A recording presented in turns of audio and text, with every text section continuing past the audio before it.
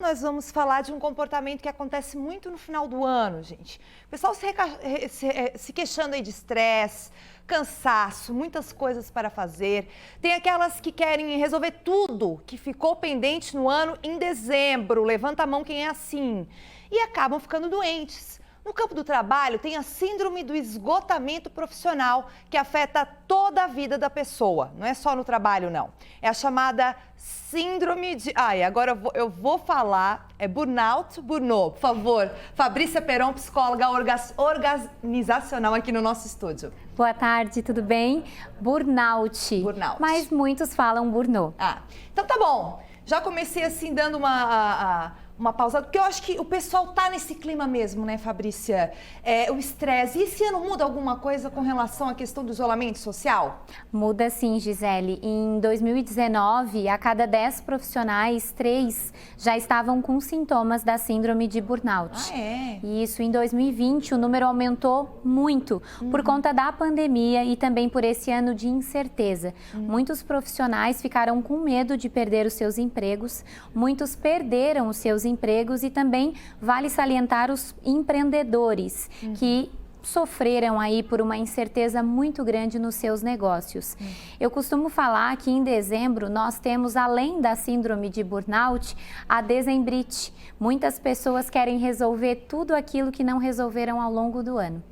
E com relação a essa questão do trabalho, o home office, por exemplo, essas mudanças, né, de relação de trabalho, isso também vem como ingrediente a mais dentro dessa síndrome agora no final do ano, Fabrícia? Sim, o home office foi uma quebra de paradigma muito grande no mundo corporativo, era algo que ia acontecer, mas foi acelerado. Então não tivemos tempo de implantar isso da forma correta.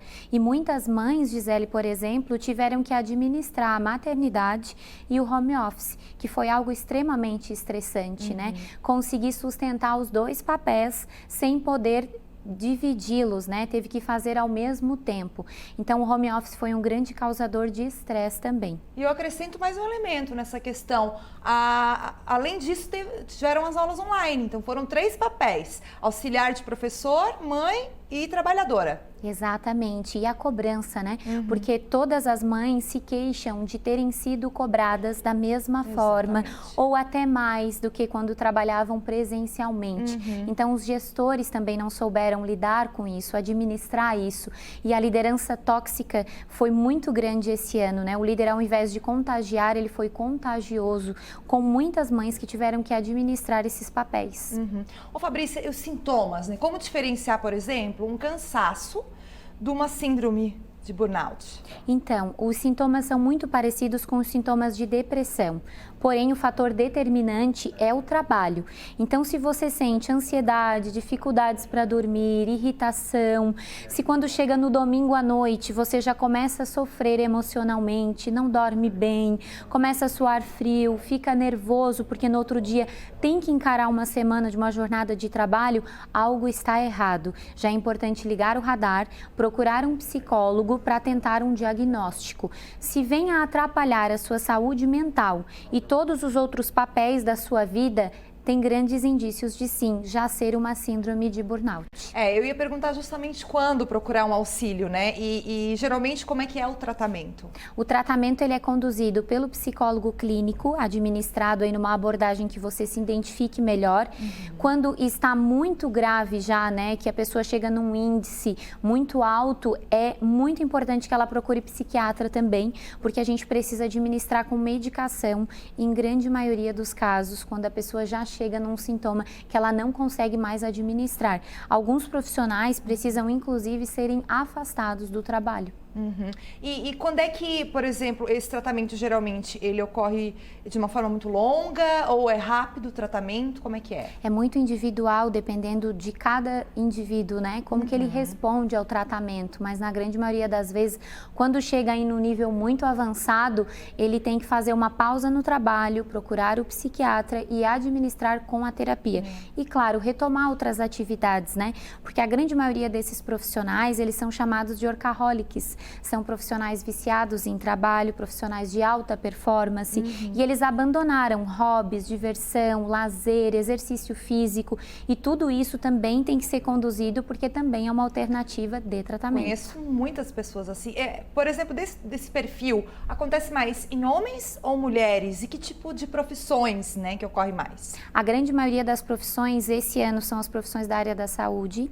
Profissionais como policiais, advogados também sofrem bastante porque tem muita pressão no trabalho, e grande maioria são líderes, né? São gestores, pessoas que têm uma equipe para conduzir no ambiente de trabalho, que sofrem uma pressão maior por estarem na linha de frente.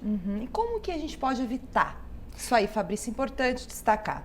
Aí falando do CPF, o ideal é que a pessoa, o indivíduo, ele alimente as outras áreas da vida dele. Ele faça exercícios, ele busque equilíbrio, ele alimente o lado espiritual e todas as áreas da vida dele. Nós não somos só o nosso trabalho, ele é uma fatia muito importante, mas nós precisamos nutrir todas as outras, pois somos um ser sistêmico. Falando do CNPJ, Gisele, o ideal é que as empresas invistam na psicologia organizacional, na gestão de pessoas, numa gestão mais humanizada, para que eles possam monitorar essas pessoas. Muitos profissionais estão trabalhando neste momento e estão doentes. Exatamente. Então, mande uma mensagem para esses, já a gente encerrando essa entrevista maravilhosa, uma mensagem para o pessoal que está em casa aí estressado. Eu acredito muito que sucesso pessoal vem antes de sucesso profissional.